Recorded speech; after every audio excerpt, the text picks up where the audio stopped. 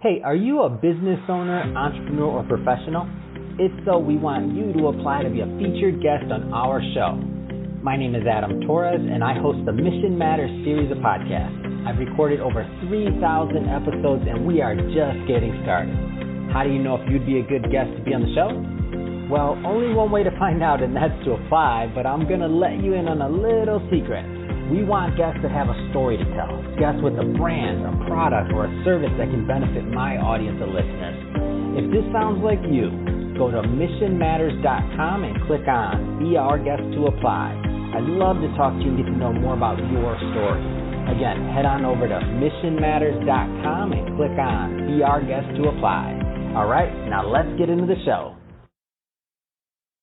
Hey, I'd like to welcome you to another episode of Mission Matters. My name is Adam Torres. You can follow me on Instagram at AskAdamTorres. Keep up with my book releases, book tour schedule, signings, all that other good stuff. Always love to connect with you there. And as always, if you'd like to apply to become a co-author of one of my upcoming books, just head on over to the website, missionmatters.com, and click on Become an Author to Apply.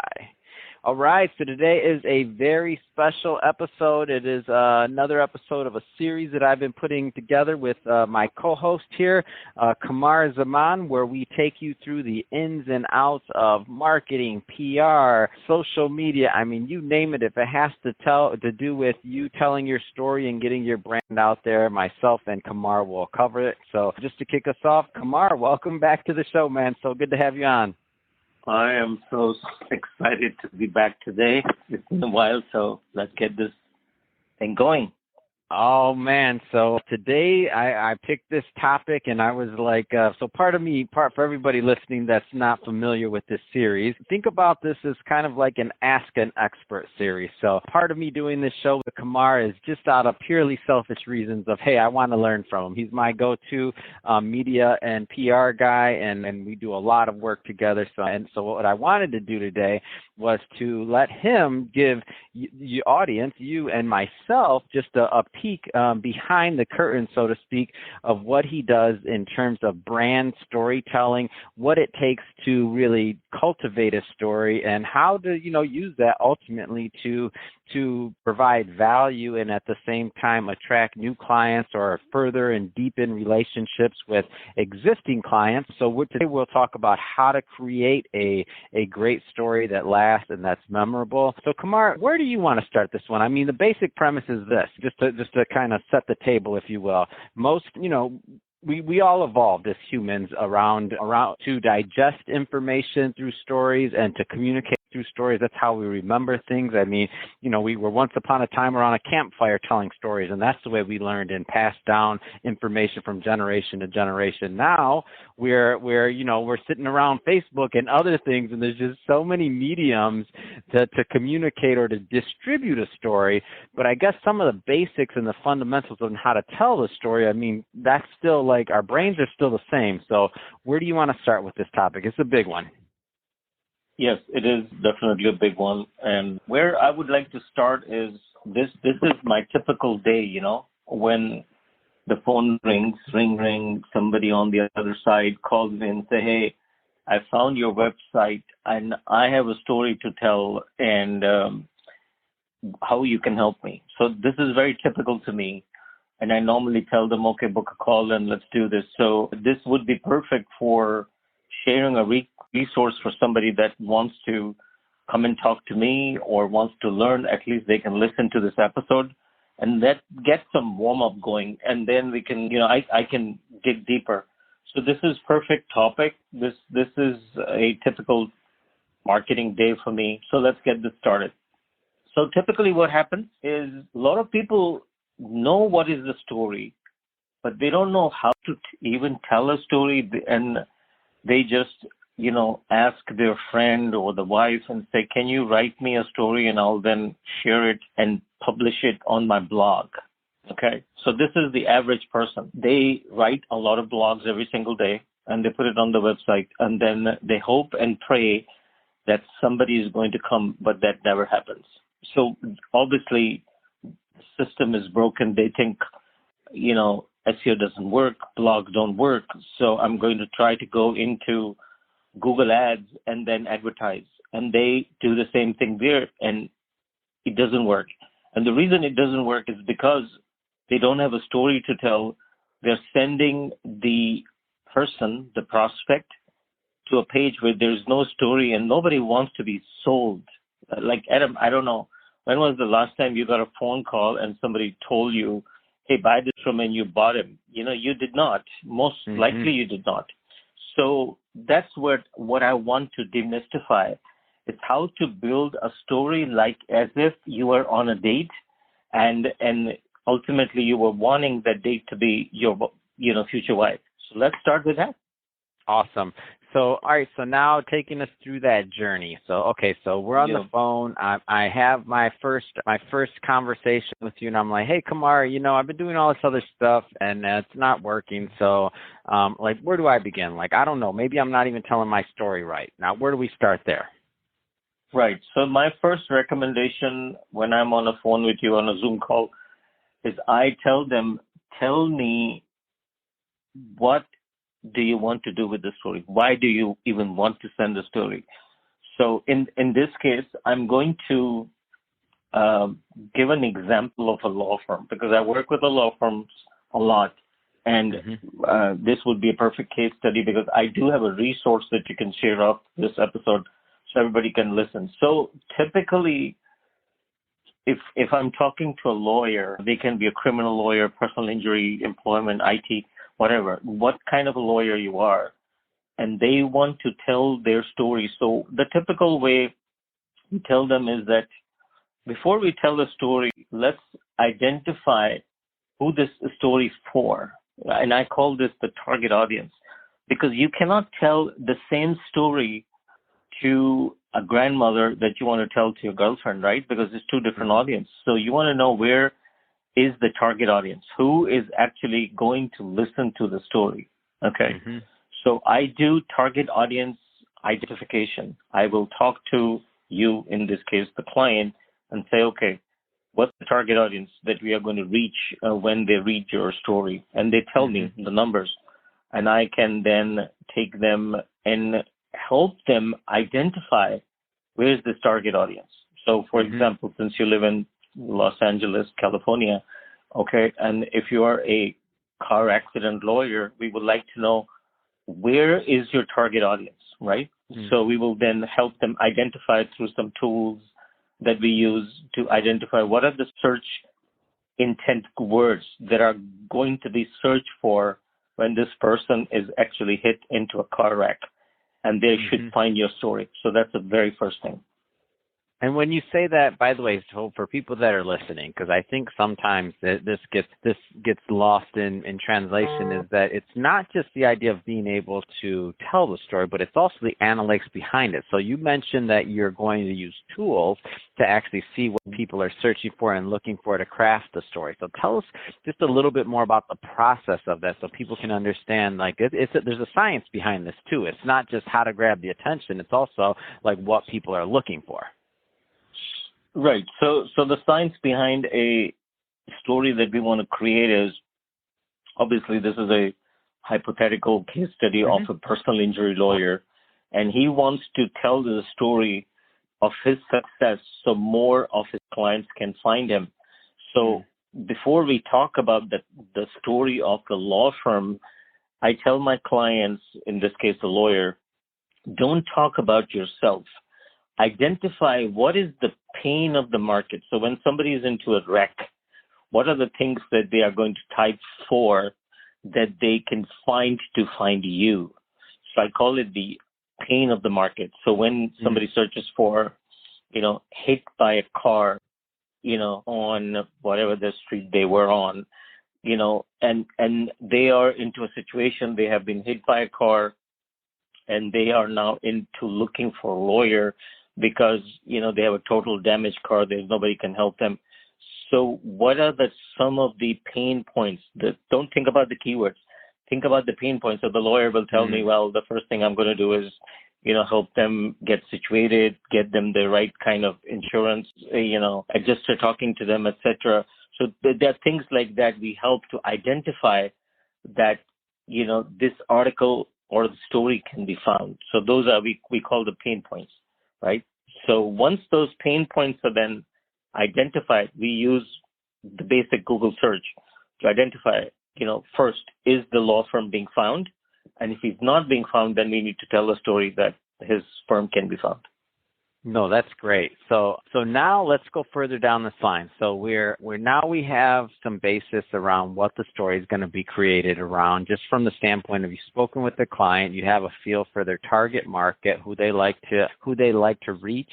You have a feel for like what's being searched. So obviously that's a match made in heaven, right? You have a need, you have a product, you have a market you want to reach, and then you have somebody that's searching for it. So I mean that's that ultimate match. So now let's just say that these two are matched up, and now what's the next part in our process?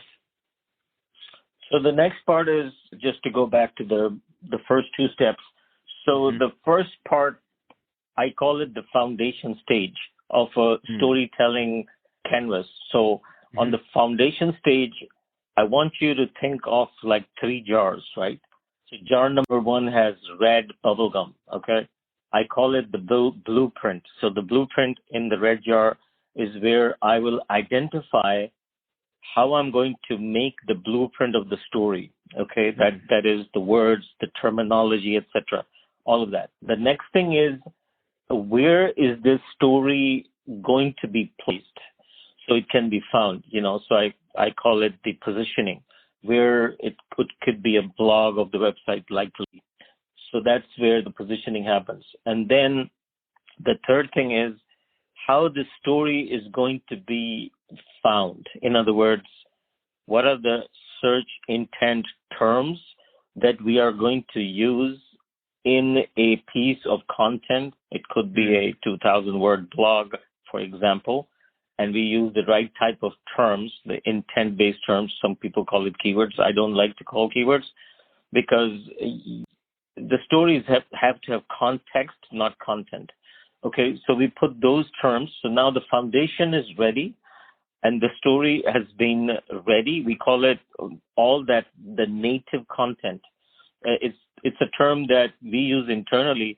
Native means it's going to sit on your blog. It's all ready. Now it's going to be fired up so it can be found. So that's the foundation step. That's what we just built. So we talk to the client, identify the pain of the market, who the target audience is going to be, build that skyscraper, the 3,000-word story or whatever the numbers need to be. And now it's all ready and the foundation is all ready. Wow, that's awesome. And so now we have so now the foundation is ready, and if I'm the client and I'm thinking about it, I'm like, all right, so we've done this groundwork. I obviously know that Qamar and his team know what we're up to. They know what we're doing. They understand the business in this case, and now we're ready. Are we ready to go live at this point? Like, where are we at this point? We are at the position where we put the native content, the story, to be on the website. So the next logical step is, so you being a lawyer in this case are going to say, well, okay, Qamar, we listened to you. We wrote this content. We shot the videos if we had to.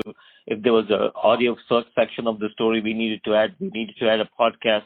So maybe we talked to, a person like Adam Torres who helped us put together a podcast. So now I want you to visualize that you're looking at a piece of content on a website that has the first paragraph I call it the interrupt, that interrupts me to read the story further with the headline. And then there's a podcast or a video that I want to watch. And now I am excited and says, man, this is good. I now want to call this lawyer to, just book an appointment. Okay. That's the first thing. Now, that's where we are. But before this story is found, obviously the story is on the website. Nobody has found it yet. What can we do to make this story found? So the next stage is called the branding stage.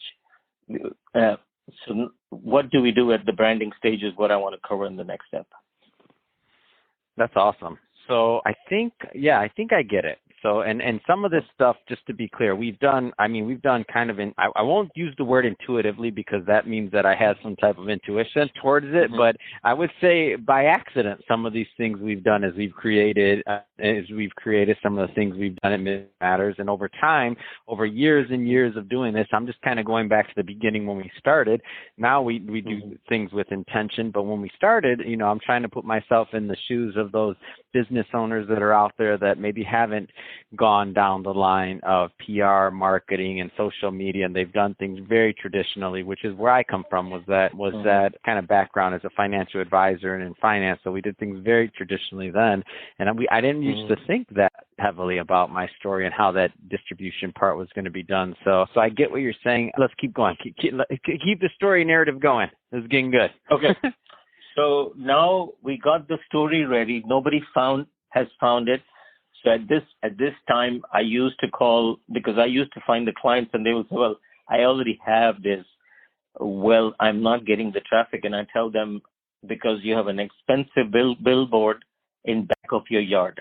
Okay. You have everything ready, but nobody knows how to find it, how to get it found. So what I typically do is I will then talk to my team, or if they have a team, I'll talk to them and says, let's create what we call in our terminology a content cluster.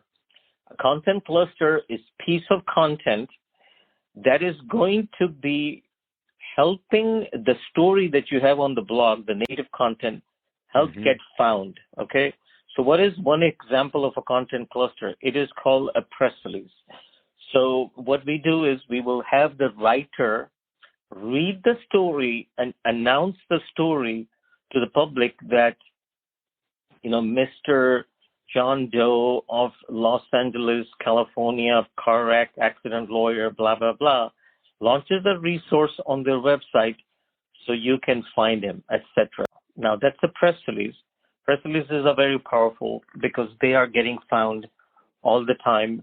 So that press release is going to help not only the website get found, but the story get found. So that's the first step. Now, once this press release is done, we have done the first step. We tell the client, now put this, so they got to pick up in Yahoo, Associated Press, Los Angeles Times, etc. Now it's in big media, right? So the traffic starts to come. So now we want to build the trust. So because the press release creates trust, it's on some of the big websites, we ask the client to share this on their social media.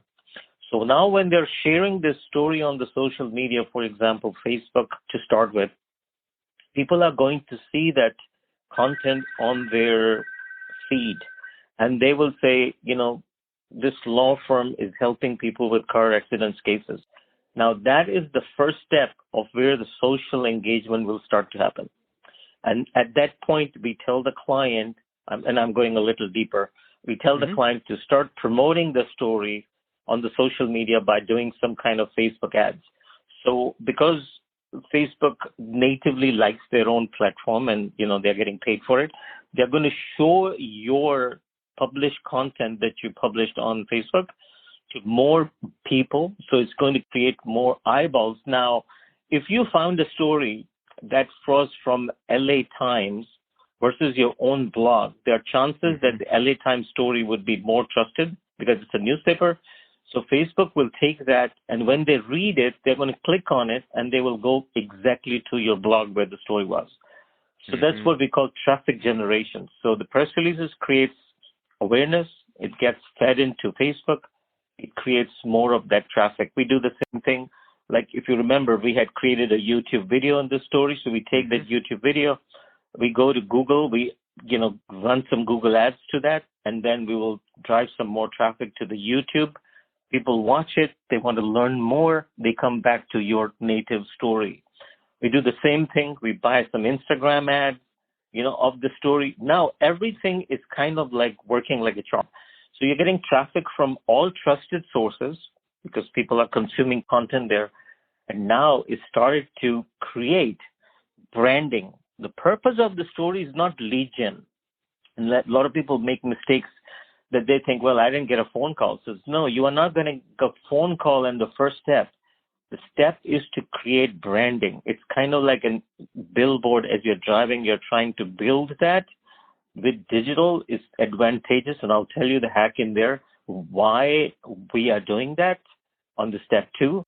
So right now we are creating branding. They're seeing your Facebook ad. They're seeing your Instagram ad.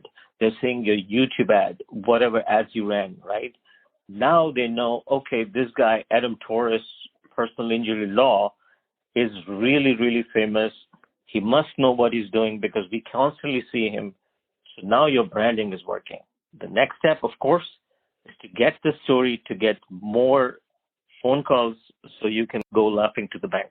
That's where we come in on the third step or the last step.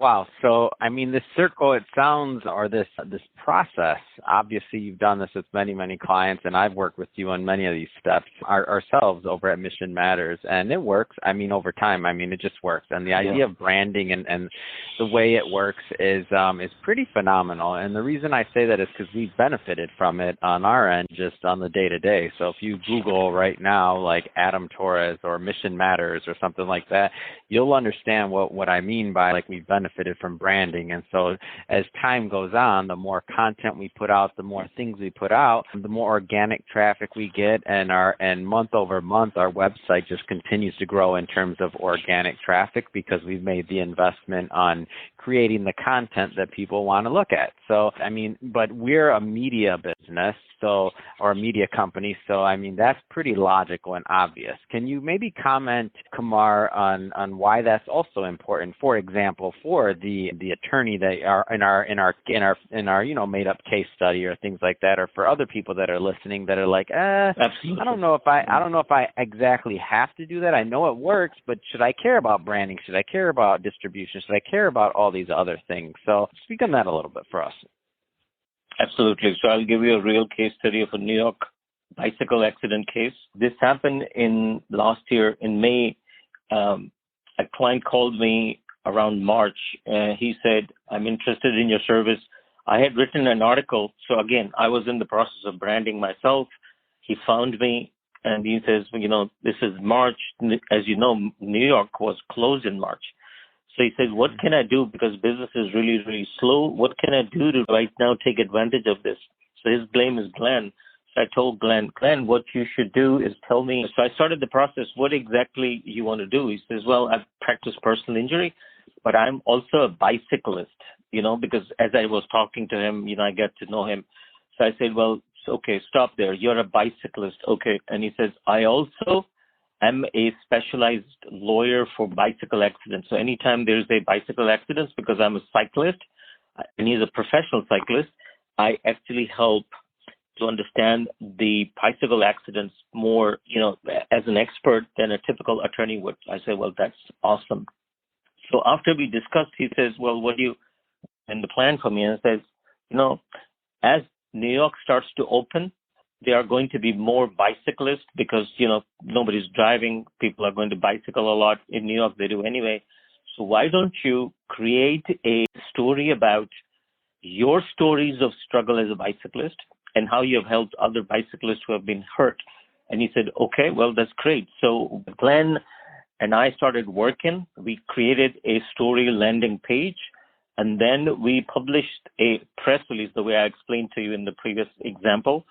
And then we shared the story on his Facebook page. Now, it was serendipitous that we were in June by this time. So there was a bicyclist who was also a journalist, by the way, and he got hit by a truck. And after he got rehab done, he searched for bicycle accident lawyer in New York City, and he found our story that was on Yahoo News. Okay, because we had published a story, it was still on the first page of Google for bicycle accident lawyer. He wasn't even looking for Glenn Herman. He was searching for a bicycle accident attorney.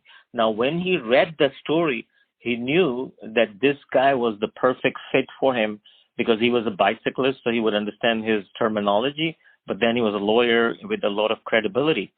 So he called Glenn. Glenn helped him understand the case. He told him that, there was a lot of fault of yours, but let's see what we can do.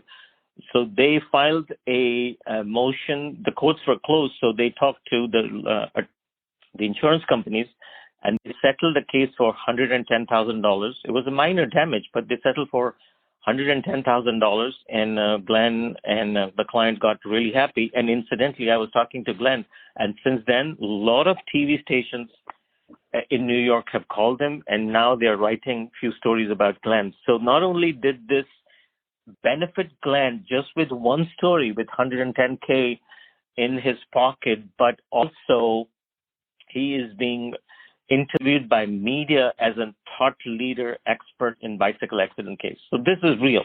And I have many case studies like this. And this is not a fluke. I can go on with a lot of stories that we do with law firms that have multiple cases. And this doesn't happen with law firms. I can tell you with roofers, I can tell you with plumbers, I can tell you with brand marketing companies, SEO companies. It just works like a charm, provided you use the recipe the way I'm explaining it to you.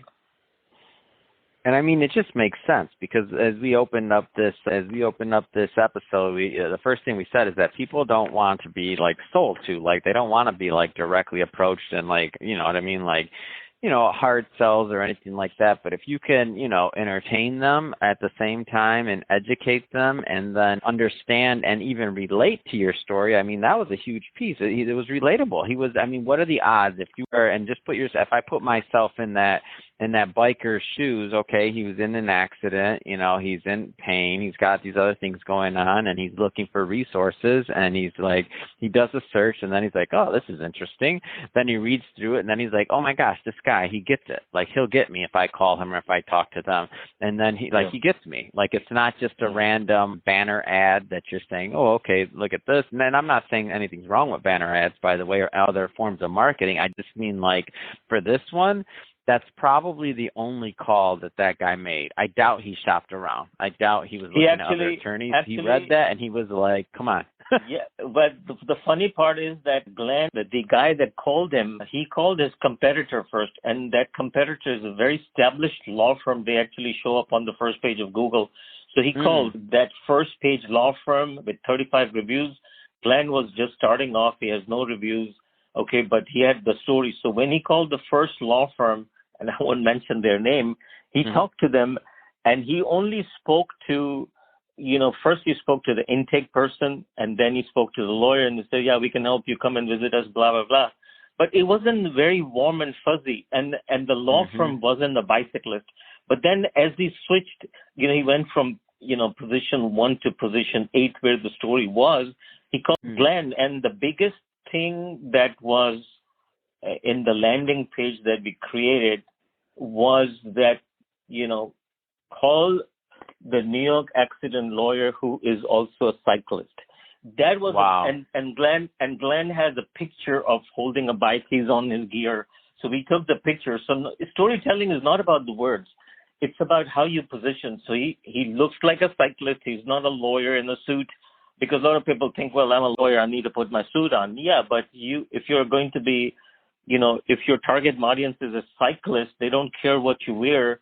They much rather connect with what, you know, you are wearing as a cyclist. And that was the sell for Glenn, because he looked like the perfect avatar that this guy was looking for. So that makes a big difference.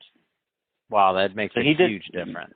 Yeah. So storytelling is not about just writing pieces of content. It's writing the right kind of content with the right kind of images, with a story that strikes, that, you know, it looks like this guy's a family man. He's a lawyer. He has got his wife's picture. He's got his kid's picture. I really want to deal with this rather than a law firm with 40 attorneys in a row, you know, all chasing for the same case, you know. So that makes a big difference in case of Glenn. And I work with corporate lawyers, and I tell them, you know, let's make it different. And they are very, very rigid about it. And then they also complain that they don't get good cases, you know, compared to some small attorneys, because the small attorneys are more personable. Man, that's awesome. And so in terms of the distribution side of things, I feel like one thing that I've noticed is talking to you across about this is that like different types of media, like a multimedia approach seems to work best, because you said it's not only about the words, it's about other things, whether it's pictures, podcasts, PR, press release, like all these different like tools that we have now. Talk a little bit more about the multimedia approach to things and why it's important. So every person resonates differently. Some people love to read, but if you are going to target your target audience is, let's say, millennials, then they don't like to read. They like to watch short snippet of text, or they like an Instagram video that's funny because they resonate to that. Versus me, I prefer to read or have a YouTube video. An Instagram video might not motivate me. So you have to think about who's your target audience.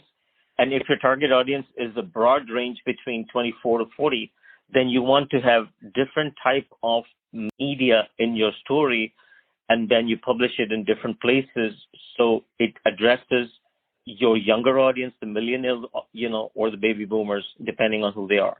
So like this guy, and going back to the story, we published the story and we put it into, the big wire services, but we also put the story into Facebook with Glenn's wife talking about it.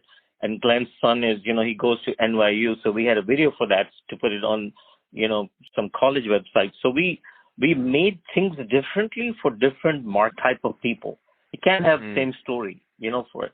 So it's very important that while you want to distribute your story to different channels, the messaging has to be for the right people also.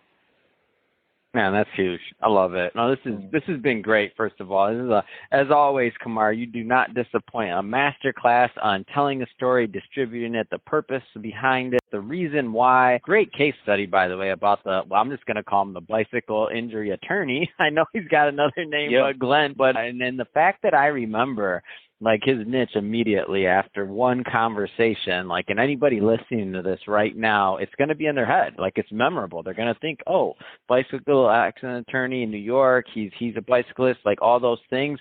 Even if you don't necessarily remember everything else, you remember that story. Like, I'll remember that story. In 5 years, I'll still remember that story. And I think that's the real true testament to what crafting a powerful story does, is it really has a lasting, like it has a memorable factor, I would say. It does. It does. So one thing that I want to go over that we haven't completed. So now the story is ready. It's natively put on the website. It's being promoted. Now what happens when people come and they leave? Because for every person that comes in, only one person will remember you. 9 people will forget you. Not because they want to forget you, because our memory is like a fish, like Dory. So what we want to do is bring those people back, right? How do we do that? So what we do in our marketing is we retarget the user. So let's say if the person came to Facebook, we want to know how many people watched the video. We want to know how many read the story. And the ones that did read the story completely, we will then retarget them to a different story on the same subject. So they are being, kind of like a newsletter. They are getting information from us continuously. But the ones that aborted the story, did not read it, we like to know what was it that we could do to bring them back. So what we do is we retarget them through Facebook marketing if they found us through Facebook. And as a result, we will bring them back again. Because, imagine it's supper time, somebody's searching, he has been hurt. Wife calls him, okay, come and get your dinner. Now you lost him because he just closed the browser. He doesn't know what to do. But next time he's on Facebook, boom, he sees your ads again. Says, yeah, this is exactly the guy that I was talking to or I saw. I want to go back. So you want to retarget, because we have short memories nowadays.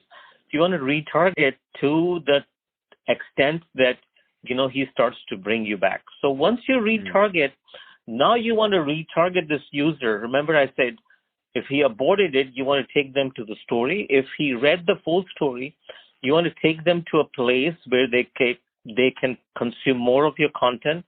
And as they do, you want to offer them free resource, like download this resource, watch this second video, do something else. Keep giving them. Dan Kennedy calls it the shock and awe feeling. You know, the famous marketer, Dan Kennedy, says shock and awe.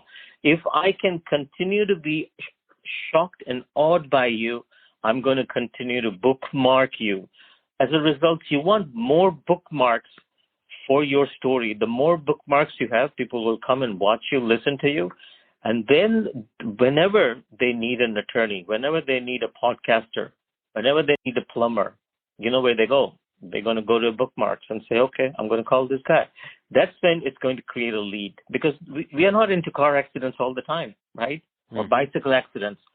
But once we do, we will remember the person that taught us, that educated us, gave a resource, and that's when the leads start to come in. So like you just said, you know, you intuitively did it, but now you're seeing the results. It's because, you know, we call it the time value of money. People that continue to do good efforts, with passage of time, they get results. You know, you go to med school for 4 years, you become a doctor because you continue to study for 4 years. Yeah. But if you don't do anything and you just hope that something is going to happen, it doesn't happen. Oh, that's well said. That is well said. And now you got me all fired up over here. I'm like, come on now, what's my next story? What are we gonna do next? Like, it's fun.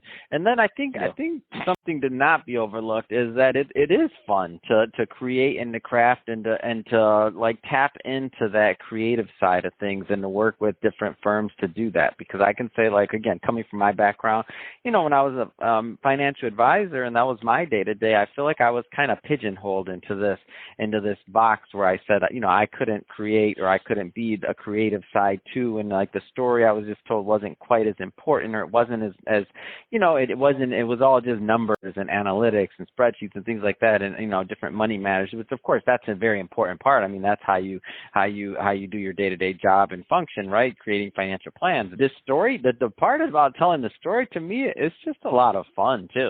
Like, it's just a lot of fun to see the results. I mean, the results are obviously great. And when you see somebody, when the phone rings, when somebody says they saw your story, when somebody watched your video or heard your interview, that part is great. Like, or when they say that you made a difference in their life based on sharing something of your story, like that just feels good, obviously. But it's just, I think it's just fun. Like, it's just fun to create these stories and to do this. I just want to leave you with this thought. When COVID happened, the only resource that I had, I wanted to help people. You know, the funds were limited for some people. With God's grace, you know, I was blessed.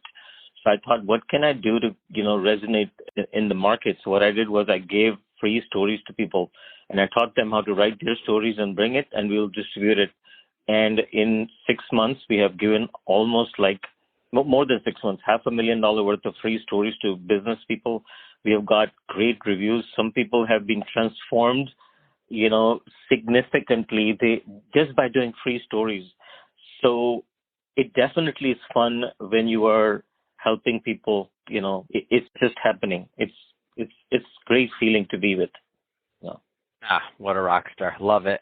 Well, I just have to say I'm excited already for our next topic and our next episode together. But that being said, about out of time on this one. If somebody wants to follow up and they want to learn more about KISS PR and what you're doing on the day-to-day to help business owners succeed and to generate traffic and to tell their story, I mean, what's the best way for people to follow up with you and your... Very simple, kisspr.com. Where we keep it super simple with predictable results, kisspr.com, and they can just go to our website. It's very simple. They will be able to find us and able to talk to me personally. I deal with all type of clients, from very small to big ticket clients, and then we follow up with, you know, our sales team and help desk. So we are fully agile and able to help everybody. Perfect. Again, Qamar, awesome having you back on the show. And to the audience, as always, thank you for tuning in. Hope you got a lot of value out of this. Hope you learned a lot. If you did, don't forget, hit that subscribe button. We got many more mission-based businesses and entrepreneurs coming on the line for you, and we don't want you to miss anything. So hit that subscribe button. And Qamar, thanks again for coming back on the show.